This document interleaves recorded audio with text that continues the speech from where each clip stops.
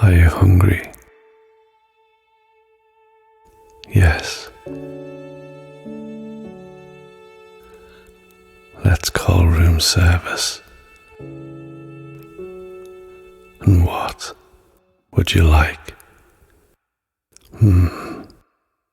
Let's see. Truffle eggs with toast. A double espresso.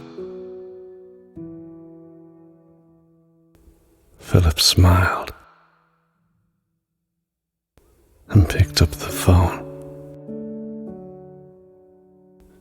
Good evening. As always, Mr. Macmillan.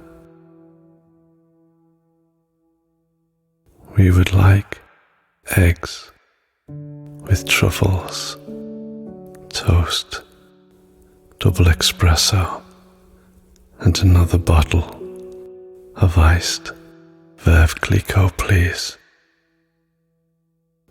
Constance sat on his lap.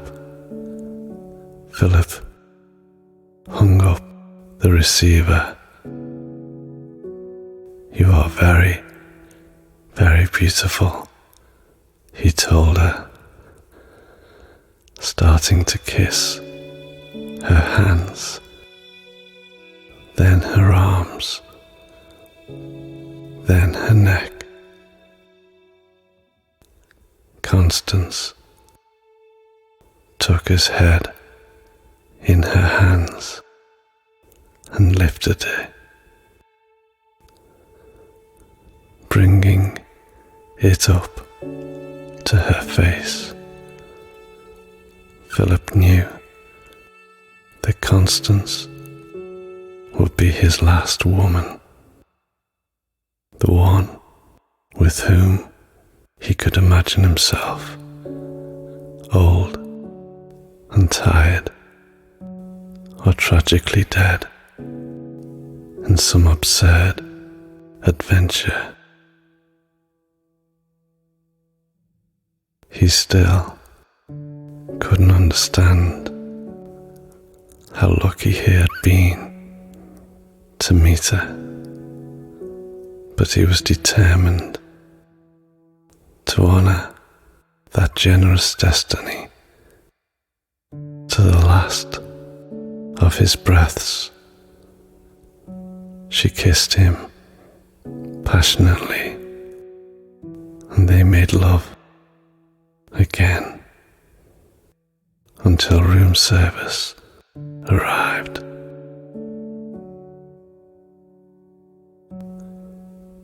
Philip watched her eat.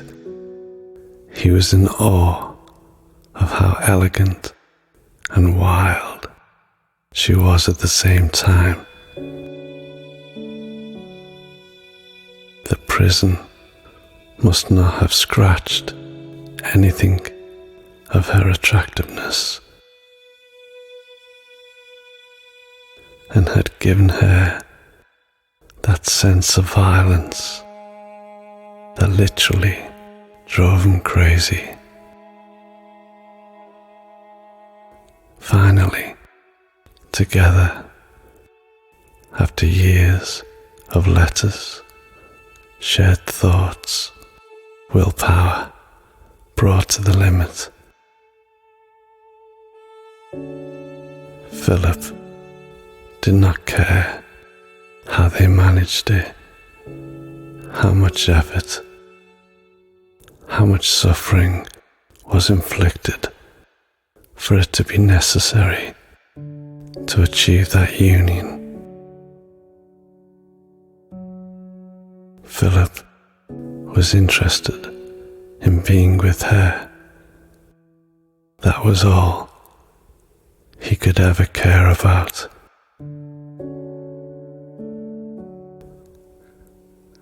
They had shared the details of the operation for years in the secret language, that encrypted alphabet, rewritten letter after letter, for the sole purpose of preparing the escape. A careful and blessed practice which had served to survive and to imagine himself outside. Philip had strengthened his willpower day after day, exercise after exercise, visualizing the moment when he would hug Constance for the first time.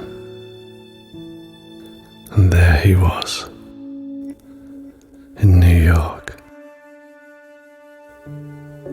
in a bed,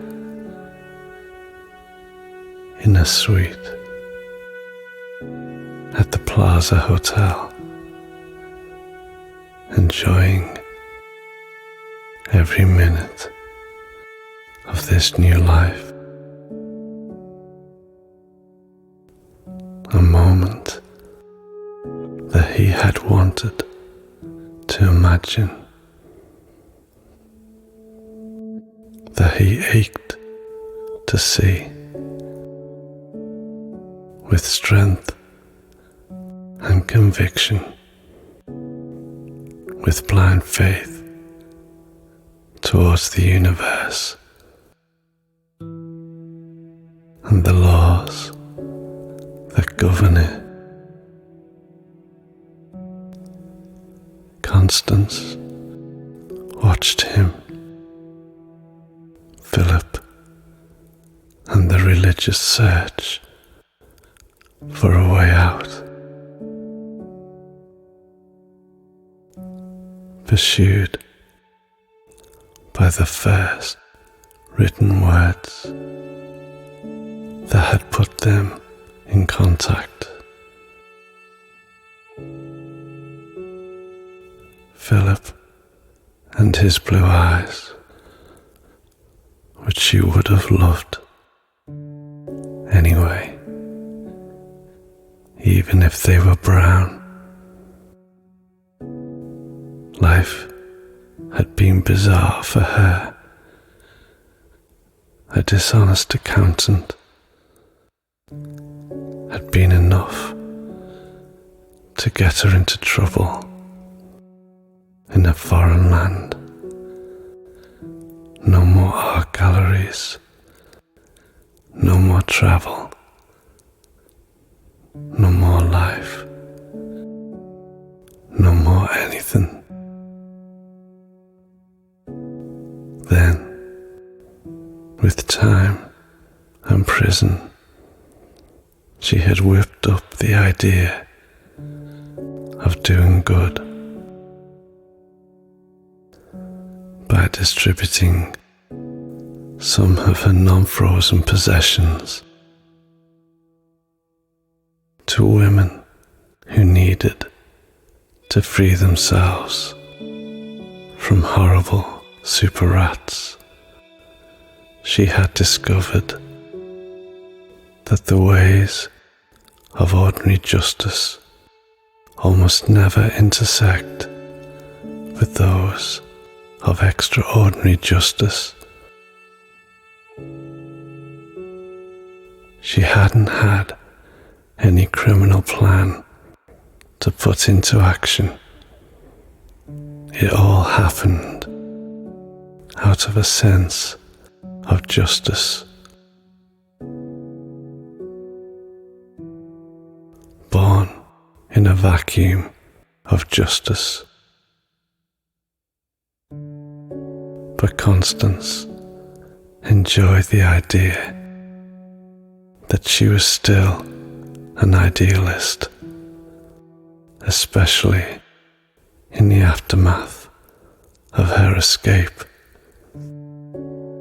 for which she hadn't hesitated to sacrifice some of the other prison mates, and for whom she was not feeling guilty at all. Do you think I am an unscrupulous killer? She asked, while Philip was pouring her more champagne. Philip burst out laughing. Do you think it makes any difference to me? You are my redemption. You are the proof that everything, absolutely everything, is possible. You know what Mark Twain used to say? I was dead for millions of years before I was born. And it never inconvenienced me a bit. Constance smiled at him, then drank her champagne all in one gulp. I'm going to get dressed and put on the blonde wig. This is our last evening in New York. Tomorrow, at this time, we will be flying to Sydney, and I want to do something. Nothing dangerous. Maybe a cinema or a theatre. What do you think? Can we do it? Philip smiled at her, imagining himself strong and big and confident and important, as perhaps he had never really been.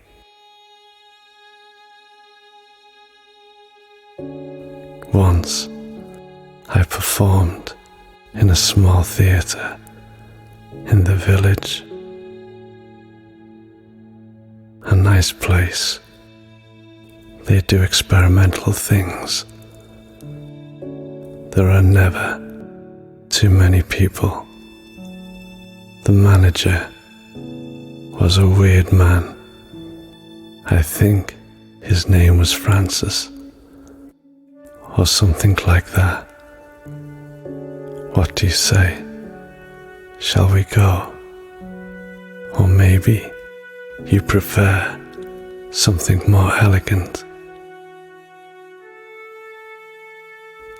Constance peeked out of the bathroom with some makeup and wearing a blonde, Goldie Hawn, cactus flower style wig.